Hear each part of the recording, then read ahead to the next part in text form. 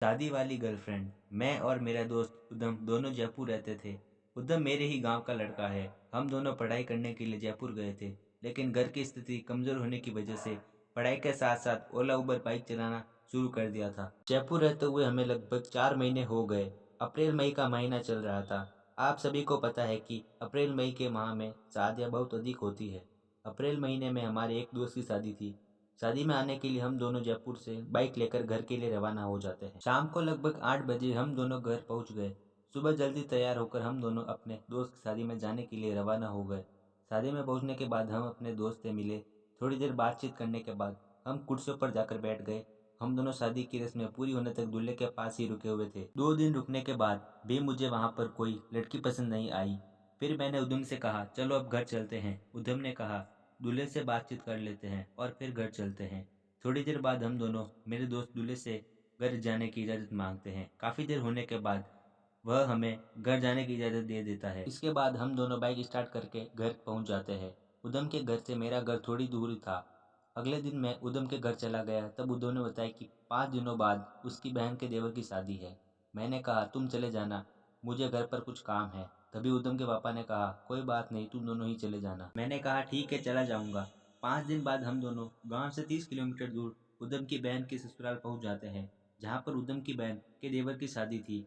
पहुंचने के बाद हम दोनों अपनी बहन से मिलते हैं और हमारे पास जो सामान था उसे रखने के लिए दे देते हैं, क्योंकि हम शादी जैसे समारोह में जाते थे तो हमारे साथ एक ही बैग होता था, जिसमें हमारे कपड़े, चश्मे, परफ्यूम्स और जूते रखे हुए थे।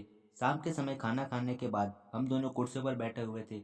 हमारे सामने ही फ्लोर डीजे लगा हुआ था। तभी मैंने देखा कि बगल वाले मकान से एक लड़की निकलकर डीजे पर नाचने लगती है। मैंने हाथ के इशारे से उद्यम को बताया, वह लड़की कितना अच्छा डांस कर रही है। इस पर उद्यम ने जवाब दिया, हाँ सच में अच्छा डांस कर रही है। डांस करने के बाद वह लड़की हमारी बगल वाली कुर्सी पर आकर बैठ जाती है। लड़की के बैठ जाने के बाद हम दोनों उसके डांस की तारीफ करने लगते हैं। डांस की तारीफ करने के बाद वह हमारा शुक्रिया अदा करती है। उद्यम ने कहा, शायद आप जैसा डांस कोई और नहीं कर सकता है। थोड़ी देर बातचीत करने के बाद उद्यम ने लड़की से नाम पूछा। लड़की ने अपना नाम सपना बताया। उद्यम और सपना की बातचीत करते हुए देख मैं वहां से चला गया। लगभग 1 घंटे बाद वापस आने पर उद्यम ने मुझसे कहा, सपना को मेरे मोबाइल नंबर देने हैं। मैंने कहा, क्यों?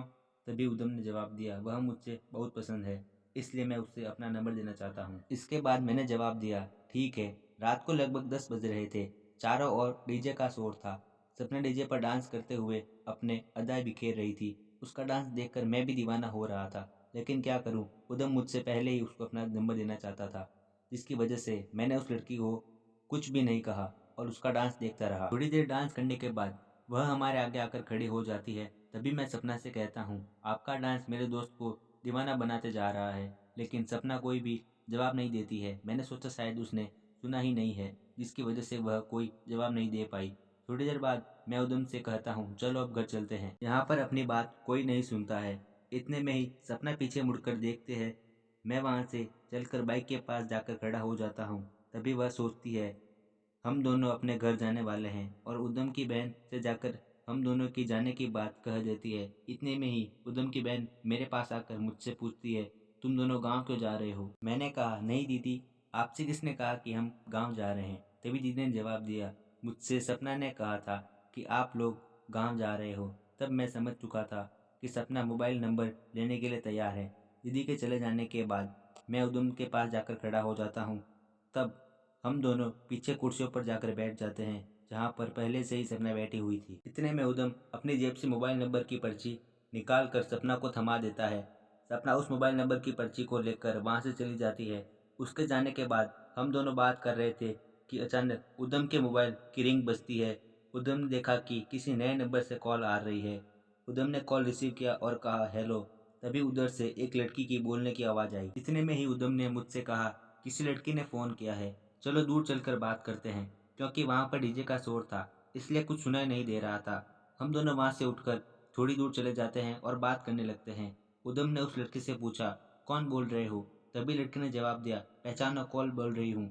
उद्यम ने कहा, जान पहचान होती तो। इस तरह बातचीत करने के बाद उसने बताया कि मैं सपना बोल रही हूँ। उद्यम और सपना दोनों काफ़ी देर तक बातें करते रहे और मैं चुपचाप उन दोनों की बातें सुनता रहा।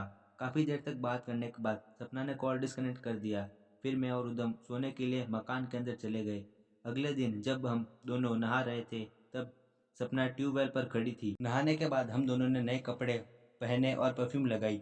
इतने में ही सपना ने कहा, क्या बात है जनाब, दोनों पहले से ही बैग भरकर कपड़े लाए हैं। तभी मैंने कहा, शायद कोई और लड़की हमें पसंद कर ले, इसलिए कपड़े और परफ्यूम साथ लाए हैं।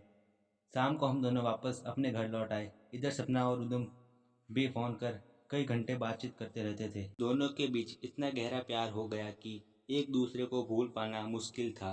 धीरे धीरे इन दोनों के प्यार सपना के पिताजी को पता चल गया। उन्होंने कॉल करके उदम के जिया जी को सब कुछ बता दिया। शाम का समय था, तभी अचानक मेरे पास उदम के जिया जी का कॉल आया। कॉल के दौरान मैंने सपना और उदम के प्यार के बारे में सब कुछ बता दिया और कहा, ये दोनों एक दूसरे से शादी करना चाहते हैं। मैंने कहा, सपना की माँ को इनके प्यार के बारे में पूरा पता है और वह इन दोनों की शादी करवाने के लिए भी तैयार है। काफ़ी देर बातचीत करने के बाद मैं फ़ोन डिस्कनेक्ट कर देता हूँ।